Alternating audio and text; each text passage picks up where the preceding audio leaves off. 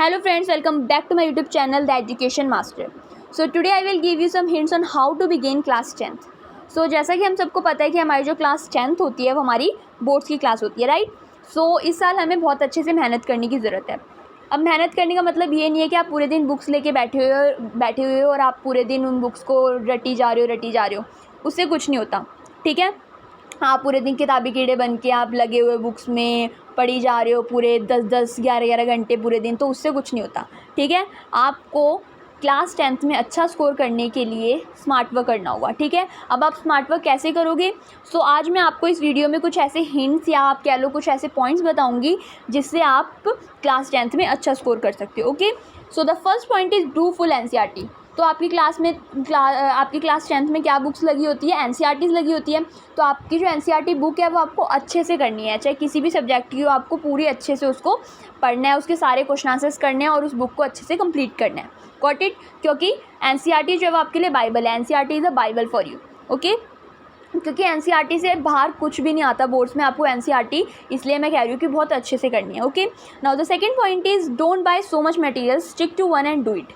आपको ज़्यादा मटेरियल्स खरीदने की ज़रूरत नहीं है, आपको सिर्फ एक ही मटेरियल खरीदना है जो अच्छा हो। क्योंकि कुछ बच्चे क्या होते हैं वो बहुत सारे मटेरियल्स खरीद ले, जैसे उन्होंने फुल मार्क्स भी खरीद ली, फिर जेपीएच भी खरीद ली, फिर और भी कई सारे आलतू फालतू मटेरियल्स खरीद लिए। तो उससे क्या होता है आगे जाके आपको कन्फ्यूज़न होगी कि मैं किस बुक से पढ़ूँ, किस बुक से क्वेश्चन आंसर्स करूँ, किस बुक से नोट्स करूँ। तो इसलिए आपके दिमाग में बहुत ज़्यादा कन्फ्यूज़न पैदा हो जाती है और फिर आपसे पढ़ाई भी नहीं होती, ठीक है। तो इसलिए आपको एक ही बुक खरीदनी है, एक ही मटेरियल खरीदना है जो कि अच्छा हो।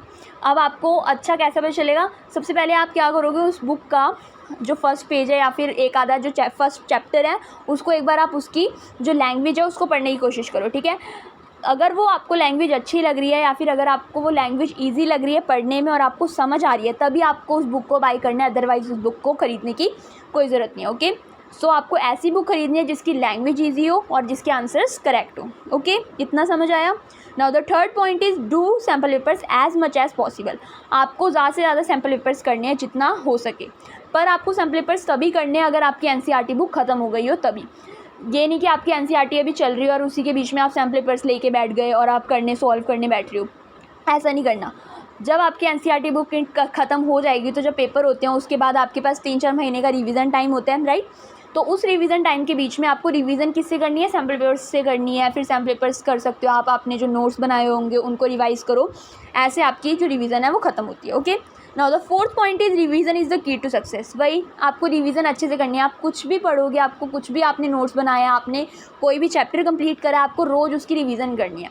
रोज़ नहीं तो हफ्ते में 2-3 बार तो उस चैप्टर की आपको रिवीजन करनी ही करनी है। क्योंकि रिवीजन अगर आप नहीं करोगे तो आप उस चीज़ को भूल जाओगे पेपरों तक, और अगर आप रिवीजन करोगे तो आपको वो एंड तक याद रहेगी, अगली क्लास तक भी आपको वो याद रह सकती है, ठीक है। तो इसलिए आपको रिवीजन करनी है, क्योंकि रिवीजन के बिना आप उन चीज़ों को भूल जाओगे। कुछ बच्चे होते हैं कि वो पढ़ के बैठ जाते हैं शुरू में और उसके बाद वो रिवीजन नहीं करते, तो उस वजह से क्या होता है कि वो जो पेपर का टाइम जब होता है तो उस टाइम पे वो सारी चीज़ें भूल जाते हैं, ठीक है। सो आपको रिवीजन करनी है। Now the fifth and the most important point is be regular to your studies. आपको अपनी स्टडीज़ के साथ रेगुलर रहना पड़ेगा। अगर आप बीच में अपना जो फ्लो है स्टडीज़ का वो तोड़ दोगे तो आपको फिर उसको फिर से जोड़ना बहुत ज़्यादा मुश्किल हो जाता है ना। तो आपकी जो स्टडीज़ है उसके साथ आपको रेगुलर रहना है, आपको रोज़ स्टडीज़ करनी है, आपको रोज़ पढ़ाई करनी है, ताकि आपका जो फ्लो है वो टूटे नहीं। क्योंकि अगर आप एक भी दिन स्टडी नहीं करोगे, एक भी दिन पढ़ाई नहीं करोगे तो क्या होगा कि आप जो आपने पढ़ा हुआ होगा वो भी आप भूल सकते हो, या फिर आपका मन नहीं करेगा पढ़ने का उसके बाद। तो इसलिए आपको क्या बनाना है कि मैं रोज़ पढ़ाई करनी है, चाहे आप 1 चैप्टर करो, चाहे आप 2 चैप्टर करो, चाहे आप आधा ही क्यों ना चैप्टर करो, लेकिन आपको करना ज़रूर है, ओके। सो ये कुछ 5 पॉइंट्स थे।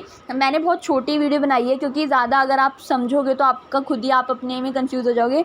तो ये कुछ 5 पॉइंट्स थे जिससे आपको हेल्प होगी क्लास 10th में अच्छा स्कोर करने के लिए, और साथ ही साथ आप कैसे क्लास 10th को स्टार्ट कर सकते हो उससे आप इस वीडियो से आपको उससे इस सब चीज़ों का हेल्प मिलेगी, ओके। सो आई होप आपको ये वीडियो अच्छे से समझ आई होगी। अगर नहीं आई तो आप अगर आपको कोई भी एक आधा पॉइंट अगर नहीं समझ आया तो आप प्लीज़ कमेंट करके ज़रूर बताइएगा। और अगर आपको ऐसे ही टॉपिक्स पे वीडियोस चाहिए और तो भी आप कमेंट करके ज़रूर बताओ। और अगर आपको कोई भी क्वेश्चंस या क्वेरीज़ है इन सब चीज़ों के बारे में, या कोई भी क्वेश्चन किसी भी चीज़ से रिलेटेड हो तो आप मेरे से पूछ सकते हो, ओके। सो आई होप आपको ये वीडियो समझ आई होगी।